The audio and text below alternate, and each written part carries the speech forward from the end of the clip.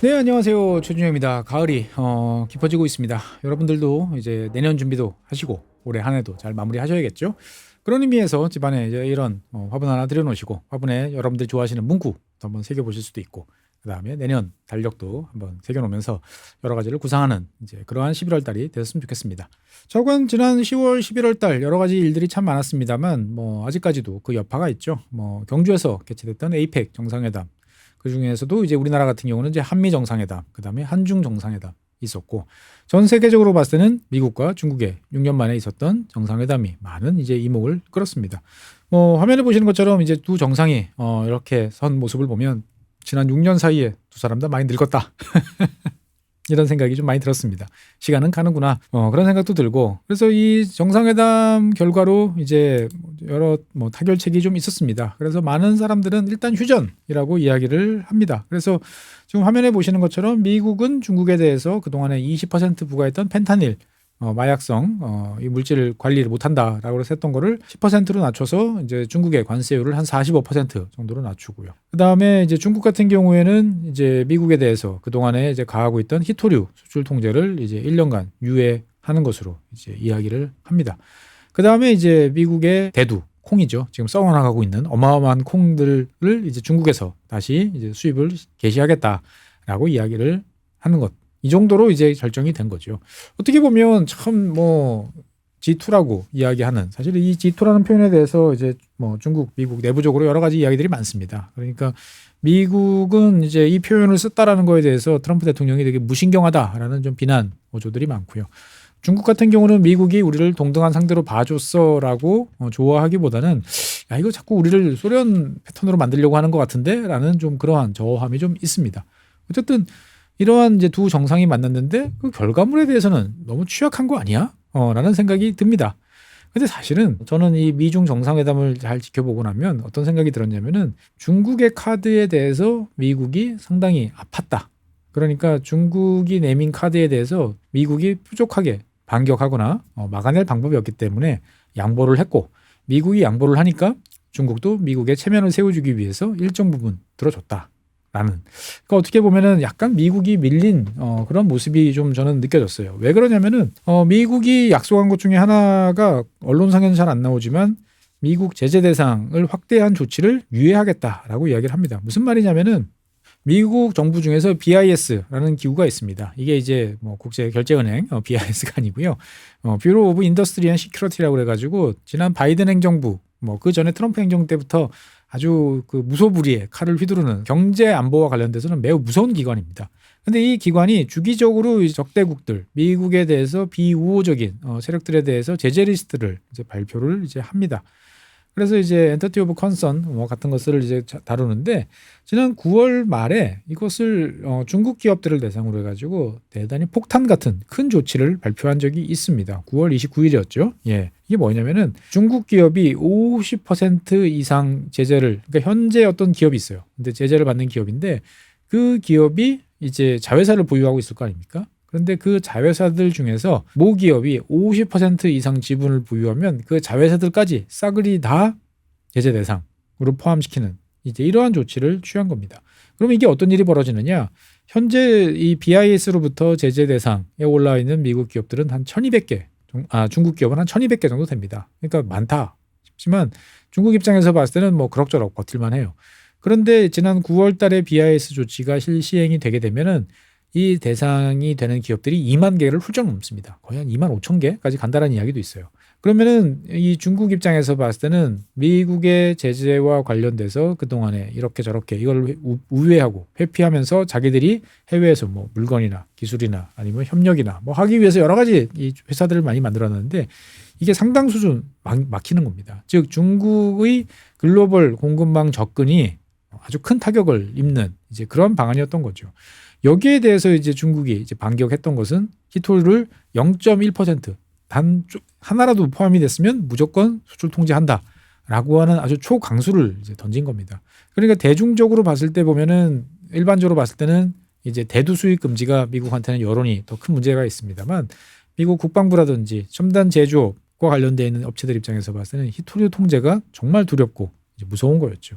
결국 여기에 대해서 미국이 어떻게 대응할 방법이 이제 별로 없었다라고 이제 볼 수가 있겠습니다. 그러니까 이제 어떻게 보면 중국이 한 단계 좀 우위에 섰구나라고 이제 볼 수가 있는 면이죠. 다른 한편으로 보면 이런 판에서 이제 미중 정상회담을 할 때 중국이 꺼냈을 법한 카드가 그러면 우리가 히토류, 기타 등등 뭐 이런 것들을 이야기하면서 일정 부분 미국이 중국에 대해서 지금 가하고 있는 반도체 제재에 대해서도 좀 풀어봐라라는 이야기를 할 수도 있지 않겠습니까? 그러니까 지금 강력한 기술 통제를 하는데 그 중에서도 뭐 엔비디아 칩이라든지 여러 가지에 대해서 좀 제약을 많이 걸고 있는데 일정 부분 완화해달라라는 이야기를 할 수도 있을 텐데 현재까지 알려진 바로는 없어요. 그러니까 그 말은 뭐냐? 이 중국 입장에서 봤을 때는 미국의 반도체 제재가 지금 좀 귀찮고 돈을 많이 들기는 하지만 별로 두렵지는 않다라는 거죠. 시간이 지나면 우리 다 할 수 있어. 어떻게 보면 그 방법을 이제 터득을 했고 결국은 이제 돈과 시간을 부으면 미국이 그렇게 애써 지키려고 하는 반도체 기술과 관련된 것은 우리가 금방 따라잡을 수 있어라고 하는 거죠. 그러니까 뭐 중국 같은 경우는 뭐 효율이 안 나오면 2배로 더 써라고 하는 거죠. 그러니까 뭐 중국 화웨이가 제작하는 뭐 AI 칩 같은 경우가 이제 전력 소모가 미국보다 2배가 더 많어라고 그러면은 중국 정부는 어떻게 하죠? 전기요금을 보조를 해줍니다. 그러니까 뭐 문제 없잖아요. 그러면은 뭐 이런 식으로 해가지고 다양한 방법으로 이제 상쇄시키는 그러한 방법들을 해준다라는 거죠. 어떻게 보면은 미국의 제재에 대해서 중국은 지난 2024년부터 이제 여러 가지 이제 비축 사업도 많이 진행을 했어요. 그래서 지금 화면에 보시는 것처럼 석유류 같은 경우는 어마어마한 양의 석유를 저장할 수 있는 저장 시설들을 계속적으로 짓고 있고요. 그다음에 여기 채워넣는 작업들을 하고 있습니다. 그래서 중국이 이런 비축유를 채워넣으면서 세계 원유 시장 가격을 어느 일정 부분 떠받치고 있다라는 이야기도 있고요. 그다음에 오른쪽처럼 이제 미국이 여러 가지로 이제 중국의 아픈 데를 찌르려고 하는 것 중에서 중국이 수입에 의존하는 곡물, 대두 이런 것들에 대해서 아예 미국을 배제하고 다른 공급원, 브라질이라든지 아르헨티나라든지 이런 나라들을 확보를 하는 쪽으로 전략을 수정을 했는데 어떻게 보면 한쪽에선 방패, 한쪽에선 창 이걸 들었는데 이것이 이제 상당히 효과적으로 먹혀들었다라고 이제 판단을 해볼 수 있는 거죠. 그래서 이제 중국 같은 경우에 보면은 어마어마한 양의 사실은 이러한 비축 사업이라는 것은 돈이 많이 듭니다. 그러니까 뭐 일단 건설비도 들고요. 그 다음에 비축을 하면 보관비도 들고요. 그 다음에 이제 뭐 원유나 이런 것들은 그래도 한번 뭐 지하에다가 만들어서 부어 놓으면 오래 가니까 그냥 놔둘 수는 있겠습니다만 이제 곡물이라든지 식용유라든지 이런 것들 같은 경우는 시간 지나면 이제 질이 떨어지잖아요. 그러니까 이게 사실은 참 낭비적인 그런 요소지만 어떻든 중국 정부는 이러한 데 대비해서 많은 비축 사업을 진행을 이제 했던 것이 나름대로 미국의 압박으로부터 버티는데 도움이 됐다라고 이제 충분히 판단할 수 있는 거죠. 그러니까 중국 입장에서 봤을 때는 어떻게 될까요? 앞으로 계속 히토류 카드를 결정적인 상황마다 꺼내고 그 다음에 그걸 통해서 미국이 아픈 데를 건드리면 그때마다 히토류랑 칼을 꺼내들어서 상대방을 압박할 가능성이 높아졌다라고 볼 수가 있는 거죠. 그래서 미국 입장에서 봤을 때는 지금 제일 발등에 떨어진 불은 바로 히토류입니다. 그래서 지난번에 말씀드린 것처럼 이제 호주와 히토류와 관련되는 이제 MOU 체결하고 국가 단위에서 여러 가지 상황들을 이제 개선하기 위해서 급속도로 이제 투자, 정년, 재련, 시설 확충 이런 것들을 하기로 약속을 이제 했었죠. 그 다음에 이제 일본과의 정상회담 그리고 우리나라와의 정상회담에서도 다 이런 광물 그다음에 히토류와 관련된 내용들이 다 포함이 되어 있었어요. 그러니까 미국 입장에서 봤을 때는 어떻게든 중국에 의존하고 있는 이 히토류에서 벗어나야 된다라는 생각들을 하는 거죠. 근데 문제는 뭐냐? 전 세계적으로 이 많은 히토류들이 있습니다만 지금 화면 보시면 아시다시피 꽤 많은 나라들이 뭐 중국을 포함한 많은 나라들이 미국하고는 별로 사이가 좋지 않은 나라들이 많아요. 그러니까 뭐 미국하고 사이 좋은 나라 이 중에서 보면은 호주 정도를 꼽을 수가 있겠죠. 그러니까 참 신뢰할 만한 이 히토류 공급원이 잘 부족하다라는 점이 미국의 가장 큰 약점이고 고민입니다. 그러다 보니까 최근에 재밌는 일이 벌어지고 있는 게 브라질하고의 관계가 좋아지는 이제 그러한 모습들을 좀 보이고 있습니다. 일단 히토류에서 이제 지금 이곳은 이제 매장량이고요. 그 다음에 생산량 같은 경우는 중국이 압도적입니다. 근데 이 생산량 중에서 보면은 브라질은 지금 매장량은 2위예요. 2,100만 톤 정도가 매장돼 있는데 생산량에서는 지금 없어요. 그러니까 외장이 돼 있는 히토류 중에서 브라질에서 최고라는 것은 없다라고 이제 볼 수가 있는 거죠.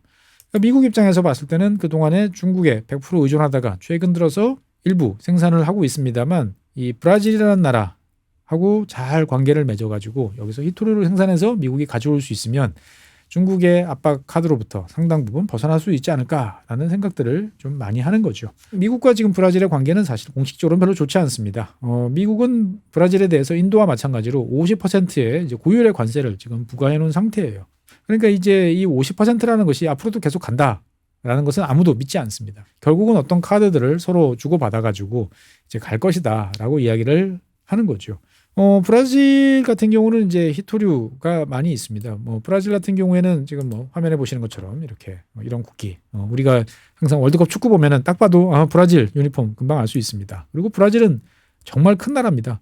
남미 대륙 이야기를 하다 보면은 지난 시간에 말씀드렸던 수리남도 브라질하고 국경을 맞대고 있고, 베네수엘라도 국경을 맞대고 있고, 콜롬비아도 국경을 맞대고 있고, 정말 남미 대륙 중에서 칠레, 그 다음에 에콰도르 정도 빼고 나면 거의 모든 나라들이 다 브라질과 국경을 맞댈 정도로 거대한 이제 이러한 이제 영토를 가지고 있는 나라가 이제 브라질이죠.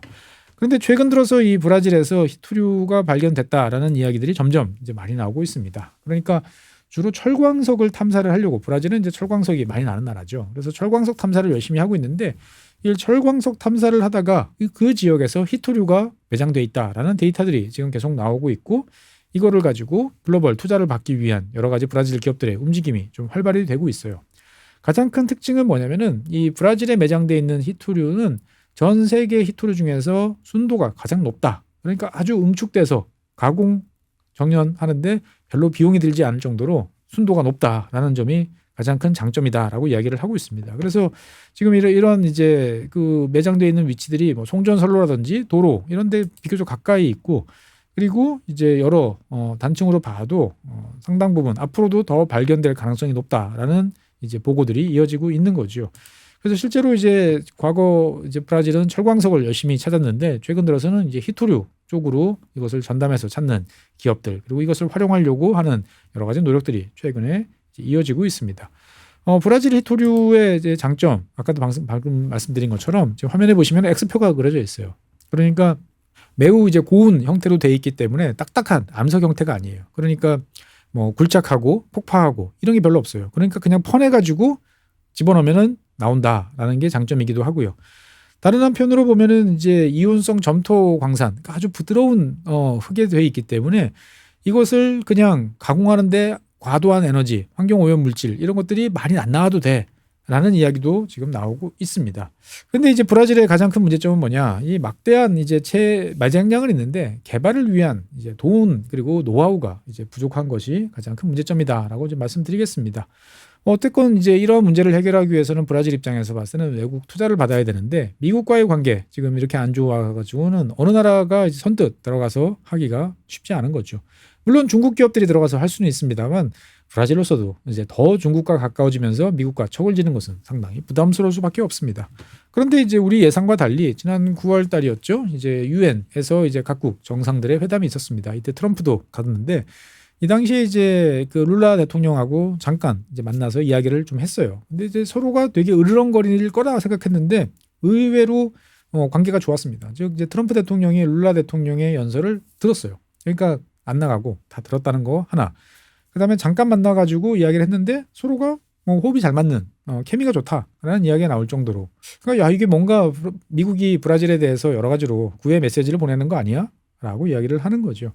여러 가지 이야기가 있습니다. 그러니까 이제 브라질의 트럼프라고 이제 알려지던 이제 보우소나루 전 대통령 같은 경우가 트럼프 대통령이 어떻게든 좀 출마를 시켜보려고 노력을 했는데, 최근 들어서 브라질 법원이라든지 여러 가지 상황을 봤을 때 출마 자체는 물 건너갔다.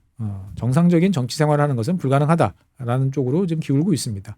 그러니까 이제 브라질 입장에서 봤을 때는 이 보우소나루 전 대통령이 전직 대통령이기도 하고 트럼프 대통령의 관계이기도 하니까 굳이 교도소에 넣지 않고 그냥 가택연금 정도 수준으로 해가지고 모양새 좋게 이렇게 되면 미국하고 좀 이야기를 할 수 있지 않을까라고 생각을 이제 하는 거고, 미국 입장에서 봤을 때도 우리가 좀 아쉬운 게 많은데 이야기 좀 하자라고 지금 손을 내밀고 있는 그러한 상황이다라고 볼 수가 있겠습니다. 실제로 이제 브라질은 이 세계적으로 큰 영토 그리고 아마존 어마어마하게 많은 것들을 갖고 있는 나라다 보니까 이 니켈, 구리, 흑연, 리튬 이런 것들과 관련돼서 최근에 많은 개발 사업들이 이제 진행이 되고 있습니다. 그리고 이제 미국 기업들도 이미 이 브라질에 가서 여러 많은 투자들을 지금 하고 있어요. 그 중에서도 이제 상당히 이제 특이한 금속, 니오뷴이라는 발음이 어려워요. 니오뷴이라고 하는 이제 금속이 있습니다. 주로 이제 터빈, 스마트폰 이런 데 들어가는 곳인데 가벼운 강철 합금을 만드는데 필수적인 이제 소재입니다. 그런데 이것이 이제 브라질이 전체 90% 전 세계 이제 물량을 이제 독점을 이제 하고 있어요. 그런데 이제 여기에 대해서 지금 이제 중국 업체, 그다음에 우리, 그다음에 일본 업체들이 이제 같이 들어가서 지금 2011년부터 이제 컨소시엄을 구성해서 이제 들어가서 같이 쉐어를 하는 이런 형태가 있습니다. 그러니까 어쨌든 이제 브라질 입장에서 봤을 때는 자국의 이 넘치는 그 광물 자원, 히토류 이런 자원들을 적절하게 잘 개발해서 쓰면서 돈도 벌고 국제적인 영향력을 행사를 하는데 이제 점점 더 많은 관심을 가지고 있습니다. 브라질 같은 경우에 보면은 이러한 사업, 뭐 히토류라든지 광업 사업을 하는 데 있어서 가장 큰 장점은 뭐냐? 압도적으로 낮은 노동 비용이다라고 이야기를 하겠습니다. 물론 뭐 압도적으로 낮다고 그래가지고 뭐 저 아프리카라든지 뭐 이런 나라처럼 낮은 건 아니지만 미국 기업들이 가서 비즈니스를 할 수 있는 나라. 그러면 현재로서는 이제 호주가 제일 대표적이죠. 근데 호주 같은 경우에는 광산에서 일하는 광산 노동자들한테 대해서 평균 13만 달러 이상은 지급을 해야 됩니다. 그러니까 뭐 수당 주고 뭐 하고 하면 더 높아질 수밖에 없어요. 근데 브라질 같은 경우에는 15,000달러만 주면은 땡큐입니다. 그러니까 거의 호주의 10분의 1 인건비로 뭔가를 해볼 수 있다라는 점은 첫 번째 장점. 그다음에 이제 이것을 개발하는 데 있어서 에너지가 이제 많이 들어가겠죠. 그런데 이제 이러한 에너지를 쓰는 데 있어서 뭐 환경이라든지 기후라든지 이런 걸 챙겨봐야 되는데 브라질 같은 경우에는 그 거대한 아마존강에서 나오는 수력, 청정 에너지죠. 그러니까 청정 에너지가 상당히 많은 나라이기도 합니다. 그러니까 이런 것들을 이제 잘 활용을 하면 이러한 사업들을 빠르게 진행할 수 있다라고 이야기들을 하는 거죠. 그리고 이제 아마존과 관련되어 있는 여러 가지 환경 규제들이 그동안에 많이 논란이 되고 정비가 되면서 어떻게든 자관 납득할 만큼의 합리적인 수준의 규제들, 일원화된 규제가 체계가 존재한다는 것도 꽤나 큰 장점으로 이제 꼽히고 있습니다. 그래서 최근에 이제 브라질 같은 경우도 아주 소규모긴 하지만 라틴 아메리카 최초의 어떤 이제 자석 공장을 이제 건설하는 이제 이런 이제 일들을 이제 진행하고 있기도 합니다. 그러니까 이제 정부 차원에서 좀 밀어주고 그 다음에 미국이라는 거대한 세력이 브라질과 같이 손을 잡고 뭘 해보자라고 하면 브라질은 오케이, 요 사항에 대해서는 얼마든지 미국과 이야기를 해볼게라고 이야기를 해볼 수가 있는 거죠. 그러니까 뭐 콩이라든지 곡물자원 이런 걸 통해서 중국과의 관계를 끈끈하게 가져가는 건 좋지만 브라질로서도 같은 아메리카 대륙에 있는 미국을 척지고 멀리 가는 거에 대해서는 부담스러울 수밖에 없는 거죠. 그러니까 어떻게 보면 양쪽 모두 필요한 것들을 우리가 줄 테니까 우리랑 다 잘 지내라고 하는 이제 이러한 전략을 세우는데 이제 히토류가 등장했다라고 이제 볼 수가 있겠습니다. 이렇게 생각하면 이론적으로 보면은 많은 문제들이 해결이 됩니다. 그러니까 미국 기업들은 어쨌든 많이 잊어먹긴 했습니다만 과거의 기술 이런 것도 있고요. 돈은 당연히 많습니다. 미국 정부도 돈 집어넣고 있고요. 미국 투자자들도 히토류에 대해서 관심들이 많아요. 그러니까 뭐 금방 진행이 될 것 같다라고 생각이 될 수 있습니다만 문제는 미국은 자본주의 국가다 보니까 투자자들이 들어와서 뭐를 하려고 그러면 히토류 가격이 일정 수준 이상을 유지를 해주는 게 중요한 거죠. 쉐일도 마찬가지고. 그런데 최근에 히토류 가격은 우리 예상과 달리 가격이 많이 내려가고 있는 이런 상황입니다. 그러니까 중국이 독점하고 있는 상황은 유지되는데 이 독점 구도를 해소하기 위해서 미국과 다른 나라들이 협력하고 그 다음에 새로운 발굴처 그 개발처를 찾고 하다 보니까 공급량이 좀 늘어난 거죠. 그리고 이제 기술 개발에 따라서 과거보다 적은 양의 히토류만 필요로 하는 이제 이러한 쪽도 늘어나다 보니까 히토류 가격이 최근 들어서 좀 폭락이라고 표현할 만큼 많이 내렸어요. 지난 2년간 한 70% 가까이 내렸습니다. 그러니까 히토류가 비싸서 문제가 아니고 히토류를 구할 수가 없어서 이제 문제가 이제 되고 있는 거죠. 그러니까 이제 이 브라질 입장에서 봤을 때는 히토류 가격이 조금 강세가 돼줘야 이 미국 기업들이 이것을 노리고 여러 가지 투자를 많이 해줄 텐데 현재로서는 그것이 좀 쉽지 않다라는 문제점. 두 번째로는 이제 브라질 입장에서 봤을 때는 사람이 문제라는 것이 또 좀 꽤 아픕니다. 그러니까 브라질을 포함한 남미 국가들의 좀 약점 중에 하나가 뭐냐면은 이 인적 자원이 약해요. 사람은 많은데 국가도 그렇고 사회도 그렇고 사람들을 가르치고 배우고 뭔가를 익히는 데 있어서 좀 소극적입니다. 그러다 보니까 히토류라든지 이런 것들 광업과 관련돼서 경험 있거나 이것을 배우겠다고 나서거나 가르치는 이런 기관들이 별로 없는 거죠. 당연히 숙련 인력도 이제 부족한 이런 상황이다라고 이제 볼 수가 있겠습니다. 그러니까 어떻든 이제 브라질 같은 경우는 이런 문제를 과연 어떻게 해결할 것이냐라는 문제들이 있긴 하지만 결국 제일 중요한 것은 브라질과 미국의 관계가 개선이 된다면 이 모든 문제들은 의외로 쉽게 풀릴 수가 있는 거죠. 즉 브라질 룰라 대통령하고 트럼프 대통령이 다시 정식으로 만나가지고 MOU 체결하고, 그 다음에 브라질 같은 경우에는 우리나라는 미국에 대해서 뭐 이제 매년 투자를 한다라고 약속을 했지만, 브라질 같은 경우는 자국에 있는 히토류를 개발을 하고 미국 업체들과 협력을 하고, 이거를 통해서 개발되는 히토류를 가지고 미국과 브라질이 뭐 어떤 걸 해보자라는 정도면은 충분히 해볼 수가 있는 거죠. 그러니까 어떻게 보면은 이제 의외로 룰라 대통령과 트럼프 대통령이 사이가 좋은 모습을 연출한 것은 히토류라는 존재가 있다라고 볼 수도 있습니다. 어쨌든 대한민국 국민으로서는 부럽습니다. 땅 파면 철광석도 있고 히토류도 나오고 저 바다 밑에도 석유도 있고 가스도 있는 브라질. 네, 우리는 참 없습니다. 그래서 대한민국은 열심히 일하고 사람이 재원이다. 그리고 사람이 모든 미래를 결정한다라는 생각을 가지고 잘 키우고, 그리고 사람들이 열심히 일하는 사회를 유지하도록 노력할 수밖에 없을 것 같습니다. 네, 오늘은 브라질 히토류와 관련된 이야기 나눠봤습니다. 다음 시간에는 새로운 주제로 여러분을 찾아뵙겠습니다. 고맙습니다.